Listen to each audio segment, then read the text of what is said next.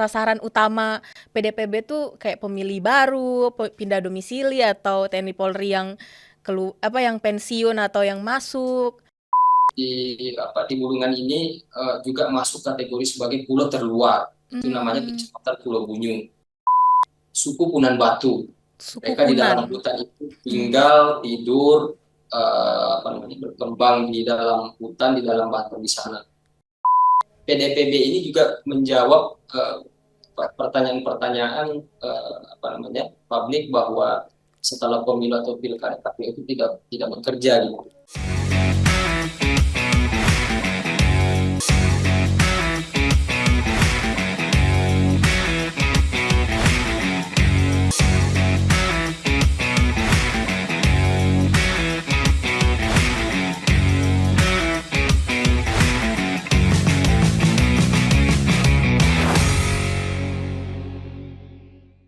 Halo teman pemilih, jumpa lagi di podcast Komisi Pemilihan Umum Republik Indonesia.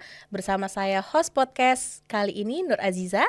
Kita akan membicarakan mengenai pemutahiran data pemilih berkelanjutan. Pemutahiran data pemilih berkelanjutan atau PDPB ini adalah kegiatan KPU yang dilakukan pasca pelaksanaan pemilu dan pilkada. PDPB ini dilakukan KPU secara berjenjang dari KPU Kabupaten Kota, KPU Provinsi, hingga KPU RI. Sudah hadir secara daring anggota KPU Kabupaten Bulungan sekaligus Ketua Divisi Data dan Informasi, Bapak Mistang. Halo Bapak, apa kabar Pak? Halo Mbak Nur, Iya Alhamdulillah Pak, Alhamdulillah baik ya sehat. Pak. Alhamdulillah. Oh iya Pak, kita kenalan dulu ya Pak, biar teman pemilih yang nonton nantinya bisa tahu Bapak Mistang ini menjabat sebagai anggota KPU Kabupaten Bulungan tuh sejak kapan? Terus apakah pernah menjadi penyelenggara pemilu sebelumnya? Boleh diceritakan Pak?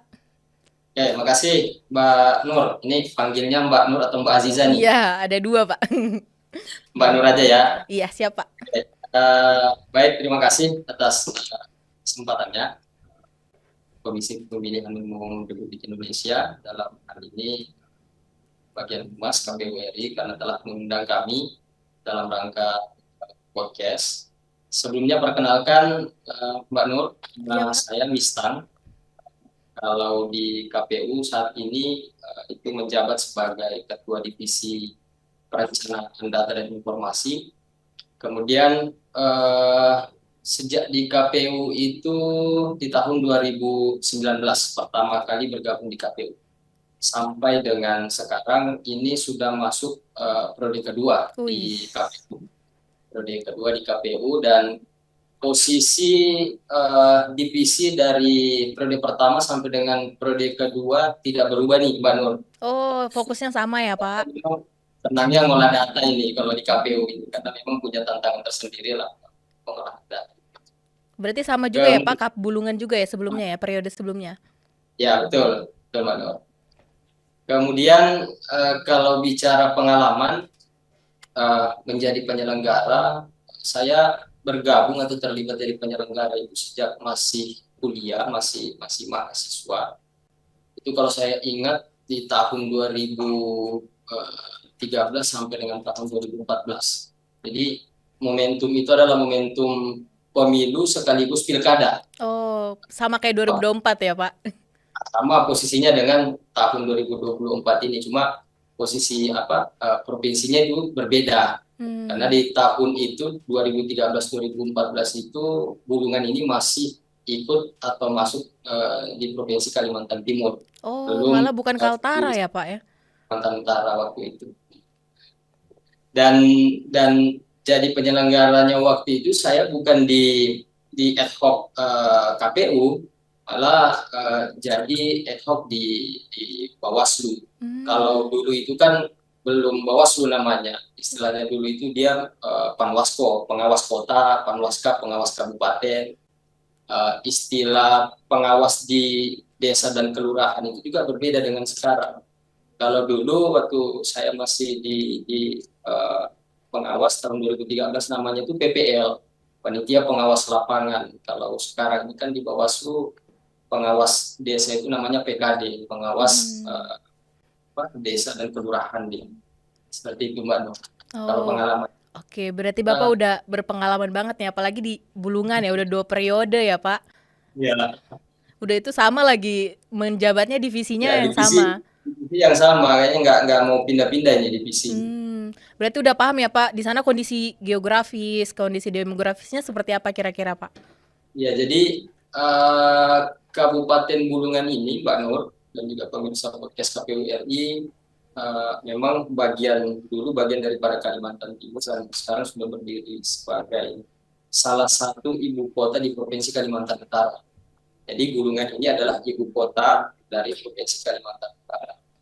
Nah, letak geografis Kabupaten Bulungan ini memang kalau kita hitung secara luasan kurang lebih 13.181,92 kilometer persegi luasannya. Wah, luas juga. Dan memang kalau geografisnya ya ada sih gunung, cuma tidak seluas seperti wilayah pegunungan yang ada di kabupaten lain di Provinsi Kalimantan Utara. Ini kalau istilah kita di Kabupaten Bulungan ini ada wilayah hulu, ada wilayah hilir.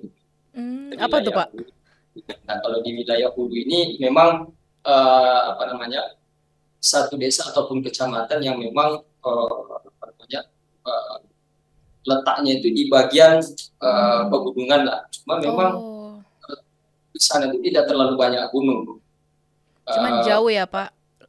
Memang agak jauh kalau dari jarak tempuh dari kecamatan hitungan ramainya atau kabupaten dalam satu kecamatan yang ramai itu kurang lebih 2 sampai 3 jam perjalanan. Hmm. Itu harus menempuh melalui sungai, Oh, nyebrang ya, Pak? ya, ya nyebrang lewat sungai. Dan Bulungan ini memang dari sisi batas itu berbatasan langsung dengan Kabupaten Berau, Provinsi Kalimantan Timur, Hmm. langsung berbatasan darat ya. Dan untuk menempuh ke Kabupaten Bulungan ini saat ini memang ada sesudara lewat pesawat juga, kemudian laut dan sungai seperti. Oke, kalau demografisnya sendiri gimana, Pak? Pemilih di sana, Pak? Kalau demografis tentu saya pikir sama dengan kabupaten ataupun wilayah-wilayah lain, Mbak Nur. Tentu demografis ini setiap tahunnya itu, atau bahasa kita kalau di pemilu per 5 tahunnya itu pasti bertambah, gitu. Hmm. Pasti bertambah.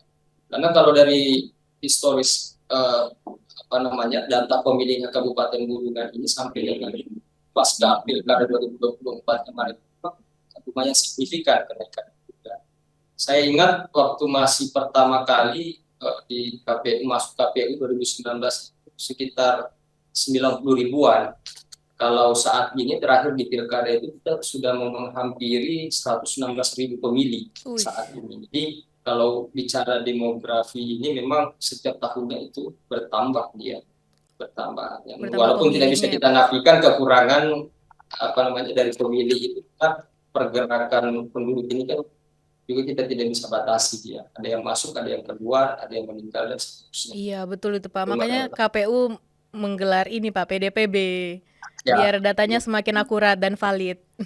ada berkelanjutan terus nih. Betul, Pak. Nah, gimana, Pak, kalau di Kap Bulungan nih? Proses PDPB-nya selama ini gimana, Pak? Kalau PDPB kita ini alhamdulillah berjalan dengan baik, Mbak Nur, karena memang saya mungkin bicara hubungan antara lembaga dulu. Pertama, kalau KPU Bulungan dengan pemerintah dalam hal ini di Dukcapilnya kita sangat baik sekali, sehingga sumber data awal yang dari Kemendagri itu untuk kita cermati lebih lanjut lagi dari pihak Capil itu sangat terbuka dengan kita. Ketika Alhamdulillah. misalnya ada data yang kita anggap karena dalam tanda kutip ya kita ragu terhadap data itu, ya kita koordinasi dengan uh, Distrik Capil, mereka terbuka untuk sama-sama kita mencermati data itu. Memang kalau di Kabupaten Bulungan ini dalam rangka PDPB ini itu tidak jauh berbeda dengan apa yang kita lakukan pada DPB sebelumnya. Dan menurut kami sedikit banyaknya apa namanya terhadap data yang kita mutakhirkan itu juga terjadi peningkatan. Karena Hmm. saya ingat sekali terakhir itu di tahun 2020 kita melaksanakan pilkada. Setelah itu kemudian baru diberlakukan PDPB ini.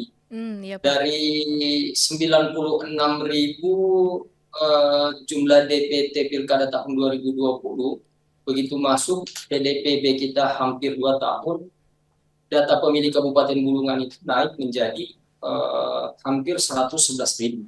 Itu hasil pemutakhiran data berkelanjutan yang dilakukan pasca pilkada tahun 2020 itu Pak. Jadi Seperti selalu itu. naik ya Pak itunya, Ya, pemilihnya. apalagi saat ini salah satu di Kabupaten Bulungan ini kan punya PSN, Proyek Strategi Nasional KIPI. Jadi jumlah penduduk yang masuk pada kecamatan di mana KIPI itu berdiri juga semakin meningkat, semakin bertambah di sana. Dan tinggal nanti kita menyambut menyambut bola itu, kita belum bisa melakukan proses pemutakhiran. Cuma memang saat ini Mbak Nur, untuk proses pengolahan data pemilih ini kan dalam rangka PDPB, yang kita proses adalah data yang diturunkan oleh KPU RI.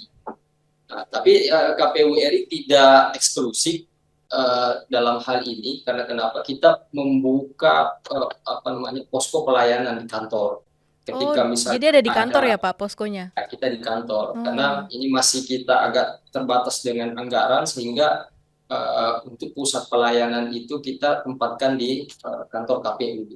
iya kalau Tapi pemilu sebelumnya kan beda ya sebagai Pak?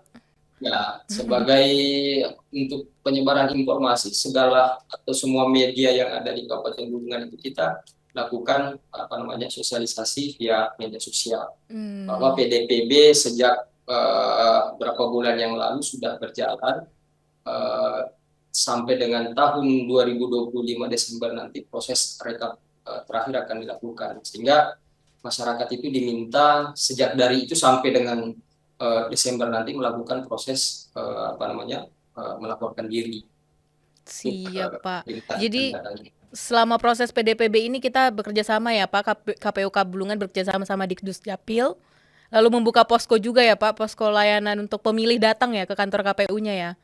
Ya, betul, betul. Hmm, Dan beberapa hal yang lain juga kita laksanakan, khususnya kepada aparat TNI dan juga Polri. Kita melayangkan surat ke sana dalam rangka untuk meminta data, karena biasa kalau untuk permintaan data ini kita harus resmi nih Mbak Nur. iya Kita betul nggak Pak. bisa ya komunikasi minta data dong Pak Polisi, minta data dong Pak TNI. Jadi biar semua pekerjaan terdokumentasi dengan baik, maka kita membuat satu surat dokumen menyerahkan ke TNI Polri untuk meminta data eh, apa namanya eh, polisi dan TNI kita yang masih aktif di sana, yang awalnya dari sipil kemudian aktif menjadi TNI dan Polri. Iya Pak. Kemudian juga yang pensiun, juga itu kita minta datanya supaya Iya bisa menjadi pemilih baru di dalam betul DPT Pak. kita nanti. Jadi diperbaruinya dari bekerja sama sama TNI Polri-nya juga ya Pak, karena kan harus menjamin hak pilihnya mereka juga ya. Ya, Meskipun betul, mereka udah pensiun tetap aja kan masih punya hak pilih setelah punya pensiun. hak pilih, sama-sama punya hak pilih. Oke, Pak. Pak, kalau di sana hal-hal unik pas PDPB ada nggak sih, Pak? Kayak misal datang ke rumah atau gimana melakukan pencocokan penelitiannya? Oke, untuk saat ini pasca eh, rekapitulasi atau pleno terbuka triwulan kedua, saat ini kita masih pencermatan by data, Mbak Nur. Oke, Pak. Memetakan wilayah mana, karena gini, Kabupaten Bulungan ini dia punya 10 kecamatan, kemudian 81 desa kelurahan, dan letak kecamatan ini itu berjauhan. Ada di Bulungan ini juga masuk kategori sebagai pulau terluar, itu namanya Kecamatan Pulau Bunyung. Kalau dihitung jarak tempuh, karena di sini juga ada nama kota Tarakan, justru lebih dekat dari Tarakannya itu ke Kecamatan Bunyunya, itu nggak sampai 1 jam. Justru Oke. kalau kami yang mau ke kecamatan itu harus menempuh waktu itu kurang lebih hampir 2 jam setengah, karena kami harus ke kota Tarakan dulu, setelah itu dari kota Tarakan baru lanjut ke Kecamatan Bulungan. Itu via speed lewat laut, jalur sungai, kemudian menempuh lewat jalur laut lagi. Seperti Oke. itu. Jadi punya tantangan tersendiri bagi kami untuk melakukan proses pemutakhiran yang memang wilayahnya itu agak berjauh. Kejauh ya Pak. Kalau Beda pas pemilu sama pilkada kan ada badan ad hoc ya ya, Pak, ada Pantarli yang ya. membantu. Kalau di PDPB ini kan yang menurut kita Iya, yang melaksanakan betul. kampanye. Kalau ini kan Alhamdulillah, bener-bener dari source dari KPU-nya sendiri ya Pak. ya, tapi alhamdulillahnya teman-teman ad hoc kita yang lalu, Mm-mm. teman-teman ad hoc kita pilkada yang lalu itu sampai sekarang itu masih sangat membantu kita itu. Oh, jadi Karena masih aktif kalau ya Pak mereka meskipun. kalau ada data yang kita mau mau cek karena belum bisa turun ke kecamatan yang jauh, kita komunikasi dengan mereka, mereka mendukung, mereka support kita. Masuk karena beberapa data yang sudah kita turunkan ke kecamatan sudah dapat respon balik dari mereka dan siap kita apa namanya rekap untuk masuk di triwulan ketiga nantinya. Wah, alhamdulillah banget Pak dibantu sama badan ad hoc-nya Pak, Ya, meskipun udah bukan badan ad hoc yang sekarang, tapi yang kemarin kan masih bisa membantu ya Pak. bisa membantu mereka. Iya Pak, alhamdulillah banget. Nah Pak, kalau di sana daerah hutan ada ya Pak, kayak pemilih di dalam hutan gitu, dia tinggal di dalam hutan. Nah, itu bisa diceritakan nggak Pak? Ya, kalau di Kabupaten Bulungan ini ada Mbak Nur, Mm-mm. itu di salah satu kecamatan di apa namanya di Kecamatan Tanjung Palas Timur. Itu nama desanya itu kalau tidak salah di Sanjau, sebuah kategori di desa Sanjau dia di sana. Jadi memang komunitas ini ataupun suku ini masuk sebagai suku yang nomaden dia. Jadi dia biasanya kebiasaannya itu berpindah dari satu tempat ke tempat yang lain, tapi di dalam hutan gitu. Nah, saya sejak di KPU coba mencari informasi dari tahun 2019 itu karena tantangan awal waktu masuk di KPU berkaitan dengan pemutakhiran data pemilih yaitu di komunitas ini. Hmm, Namanya itu adalah apa namanya suku Punan Batu. suku Mereka di Punan. dalam hutan itu Hmm. tinggal, tidur, apa namanya berkembang di dalam hutan, di dalam batu di sana. Nah, Wah, mereka ini biasanya kalau mau apa namanya sudah ketemu dengan orang, misalnya saya nih masuk ke sana untuk memutahirkan data ketemu. Nanti di berikutnya sebulan 2 bulan berikutnya mau ke sana lagi di tempat yang sama itu udah nggak bisa ketemu dengan mereka lagi. oh Itu kenapa pasti Pak? berpindah lagi mereka itu. Oh, Pasti mereka berpindah lagi. Artinya mereka itu emang nomaden. tidak mau diketahui secara pasti tempat Oh. tinggal pastinya mereka gitu. Pasti mereka berpindah seperti itu. Oke Pak, berarti tantangan tersendiri ya Pak Ya, untuk tantangan KPU Kap kalau Bulungannya.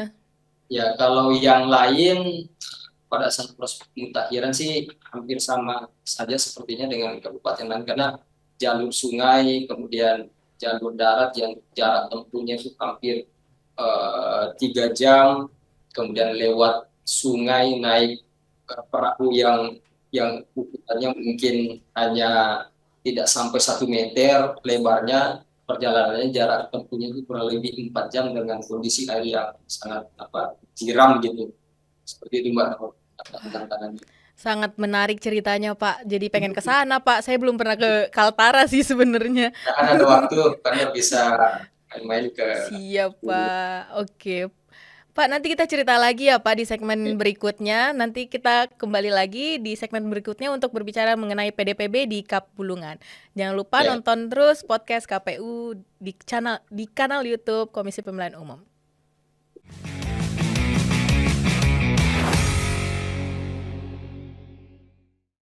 Halo teman pemilih, kembali lagi bersama saya Nur Aziza, host podcast Komisi Pemilihan Umum kali ini. Kita masih bersama anggota KPU Kabupaten Kap Bulungan bersama Bapak Mistang. Kita akan berbicara lagi lebih lanjut mengenai PDPB di Kap Bulungan. Nah, masih bersama Pak Mistang, kita berbicara lagi ya Pak soal PDPB di sana lebih dalam, lebih lanjut. Nah, di sana tuh boleh diceritakan nggak sih Pak sasaran utama PDPB tuh kayak pemilih baru, pindah domisili atau TNI Polri yang yang pensiun atau yang masuk Itu bisa diceritakan signifikan nggak Pak atau penambahan atau gimana? Oke, Mbak Nur, terima kasih.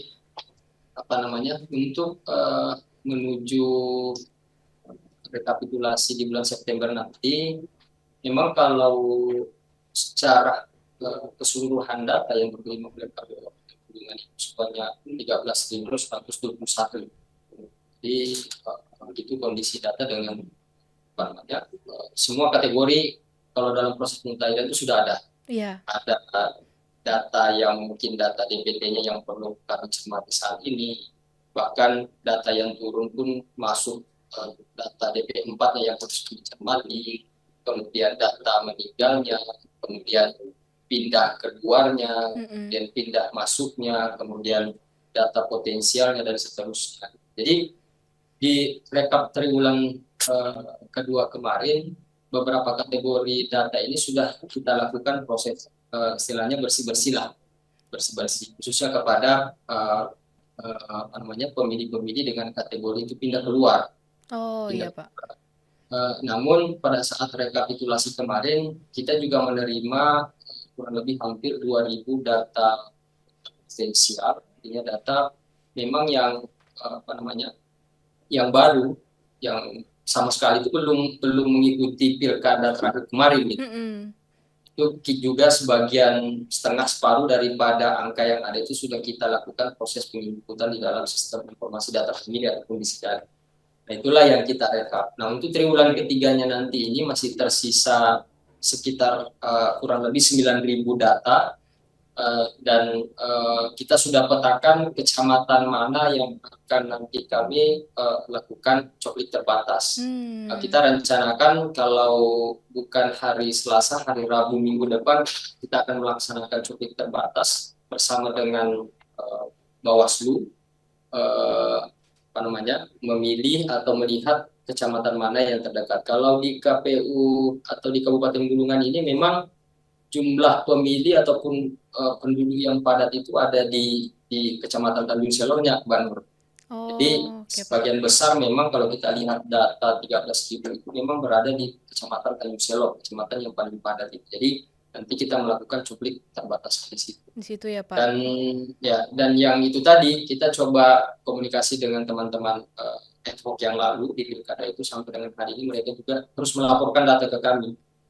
Kalau yang lainnya pihak perangkat desa, sampai dengan hari ini juga kita lakukan komunikasi, Hmm. karena di Kabupaten Bulungan ini sejak pilkada kemarin itu memang saya sudah membuat satu grup WA, forum koordinasi data pemilih. Isinya itu di dalamnya itu semua hampir masuk 81 perangkat desa di Wih, Kabupaten Bulungan. keren Pak, keren. Jadi dalam dalam hal komunikasi, saya pikir melalui media WA grup ini saya pikir lebih efektif gitu. Iya Pak. Karena itu terbukti hari ini kita kirim data, kemudian menyampaikan maksud dan tujuan PDPB ini, walaupun di non tahapan, mereka sangat mengerti. Mereka Mm-mm. sangat mengerti bahwa melakukan pemutakhiran di setiap saat itu memang sangat penting, memang sangat penting. Mungkin itu, Betul Mbak Pak. Nur. Iya Pak, jadi sebenarnya KPU itu nggak bekerja sendiri ya Pak. Kita emang bekerja bersama sama stakeholder di sana, di daerah, sama Pemda, sama Ya. perangkat desa ya Pak, sama badan ad hoc yang kemarin.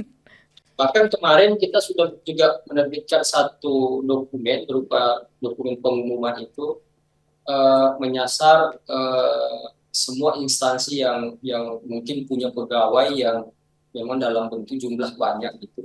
Seperti misalnya di eh, kantor provinsi, pemerintahan Provinsi Kalimantan Utara, kemudian di kantor dinas-dinas yang berada di bawah naungan kabupaten, itu kita surati, termasuk di tempat-tempat pelayanan seperti misalnya pelabuhan, transportasi Oh, laut ataupun sungai gitu. Kita pasang pengumuman itu bahwa saat ini KPU sedang melaksanakan proses pemutakhiran data pemilih yang secara berkelanjutan. Dan betul Pak. kalau berdasarkan pengalaman kami sebelum-sebelumnya, di tahun 2021 sampai dengan 2022 itu mendapatkan respon yang baik Mbak Nur, dapatkan Alhamdulillah, respon Pak. yang baik. Ya, karena Kalau di posko ini Pak, di kantor KPU gimana Pak antusiasmenya? Ada yang datang kah untuk menanyakan datanya mereka atau gimana Pak? sejauh ini karena memang apa namanya proses pelayanan kita itu di media sosial di WA Group, rata-rata mereka itu mencapri langsung. Oh, langsung WA ya Pak? Informasi yang kita sampaikan itu lengkap dengan nomor kontak helpdesk-nya. Jadi Oh, oke. kalau mau konsultasi terkait dengan apa itu DPB atau PDPB bisa langsung hubungi langsung ke kita. Hanya pasti maksud dan tujuannya ini kok dilakukan pemutakhiran sementara tidak ada tahapan pilkada ataupun pemilu kan sudah selesai gitu. Jadi bukan hanya proses pelayanan pemutakhiran tapi memberikan edukasi kepada masyarakat terkait dengan PDPB ini juga sudah kita lakukan, Mbak Nur. Betul Pak. Salah satu kerja KPU habis pemilu sama pilkada kan sosialisasi juga Pak. Ya Jadi betul. sekalian Pak ya, sekalian PDPB juga Ya, sosialisasi juga. Oke Pak. Nah, nanti kan ada Coktas ya Pak tadi ya. ya. Minggu depan ya Pak? eh, Coktas ini mungkin eh, nanti minggu depan itu kita terfokus pada mungkin dua hal kategori data dulu Mbak Nur untuk di minggu depannya yaitu berkaitan dengan data pemilih pindah masuk dan meninggal.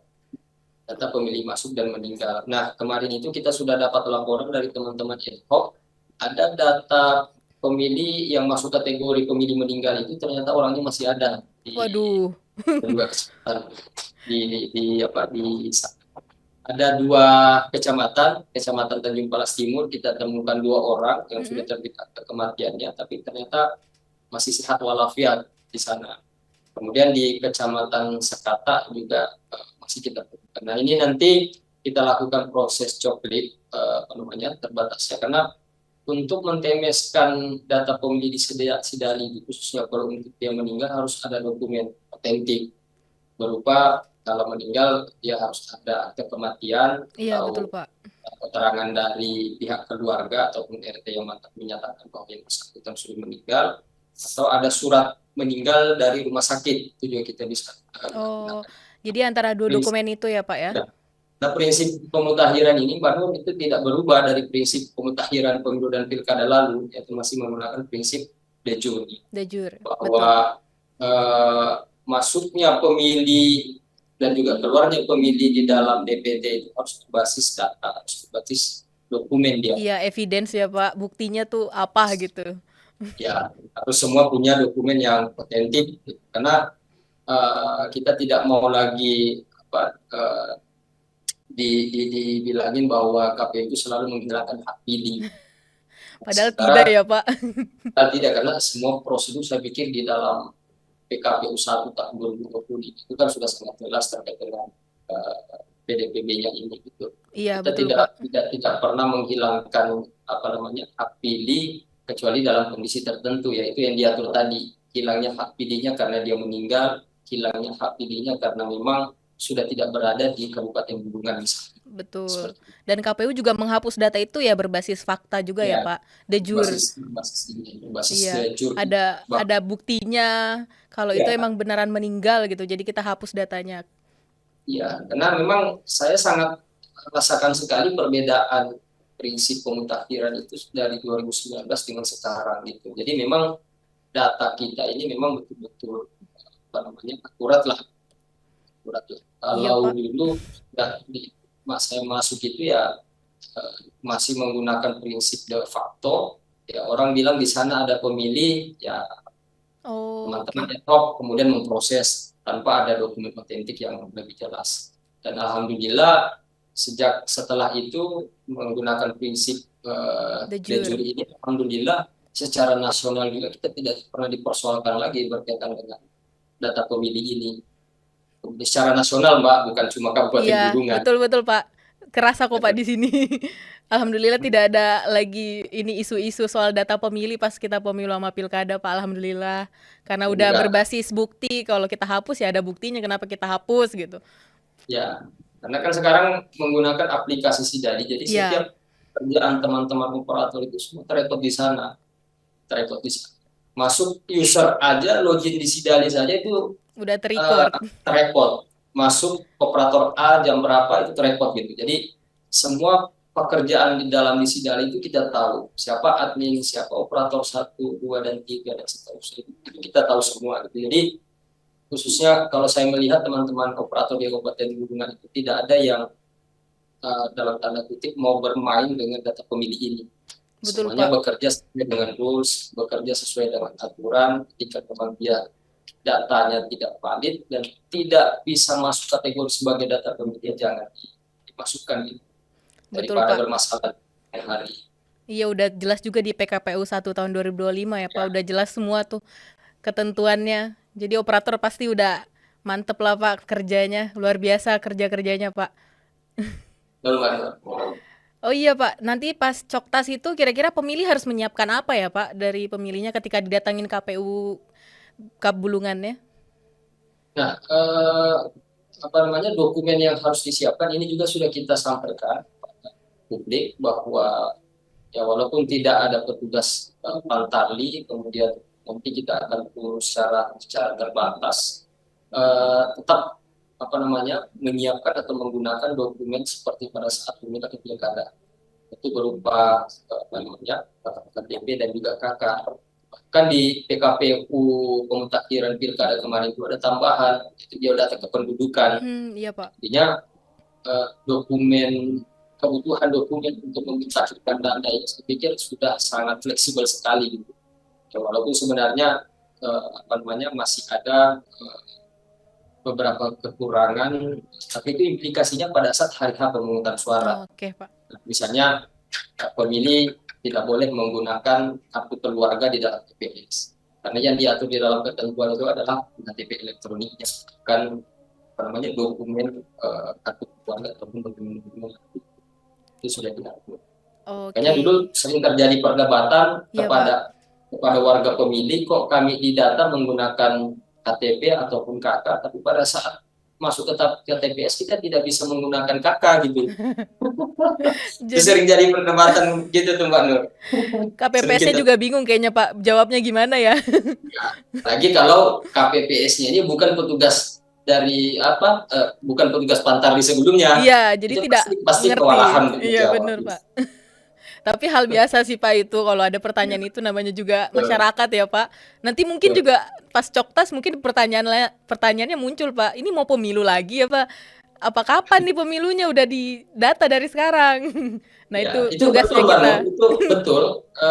Di awal-awal kan Februari turun data, Iya, Pak. Maret, sekitar April, Mei, saya udah buat flyer, kemudian share di grup-grup, WA grup dan seterusnya. Mm-mm. Itu udah nanya tuh. Jadi kita mau pilkada lagi atau gimana nih? Saya bilang enggak, karena memang sesuai ketentuan, bahkan bukan Iya, hanya di sesuai BKP, undang-undang juga undang-undang udah mengamanahkan kita itu, iya, undang-undang betul, Pak. 2017 itu tentang pemilu itu mengamanahkan kita untuk melakukan proses pemutakhiran data secara berkelanjutan. Betul Saya itu, pikir Pak. itu Jadi emang supaya kerjanya tuh ya nggak hanya pas pemilu sama pilkada, Pak. Kita ya juga kerja setelah itu. ya makanya sebenarnya PDPB ini juga menjawab pertanyaan-pertanyaan apa namanya publik bahwa setelah pemilu atau pilkada KPU itu tidak bekerja gitu. Nah, adanya PKPU 1 2025 ini atau PDPB ini itulah jawabannya sebenarnya bahwa KPU begitu selesai pemilu atau pilkada itu tidak diam.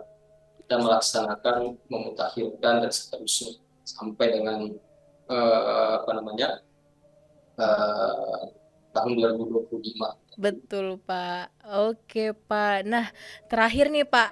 Kira-kira ada pesan nggak buat pemilih, Pak? Bisa dari Kap Bulungannya gimana, Pak? Pakai bahasa daerah. Nah, kalau bahasa daerahnya ini saya nggak hafal, Mbak Nur. Jadi kita Oke, oke, pakai oke. saja gitu. Karena kalau di apa namanya di Kabupaten Bulungan ini kan apa, suku Bulungan dan Kidung gitu. Jadi memang eh, hegemoni ada Jawa dan seterusnya itu banyak di sini. Jadi mungkin pakai bahasa Indonesia aja kali Oh, Mbak. boleh, Pak. Boleh, boleh. Nggak apa-apa, Pak.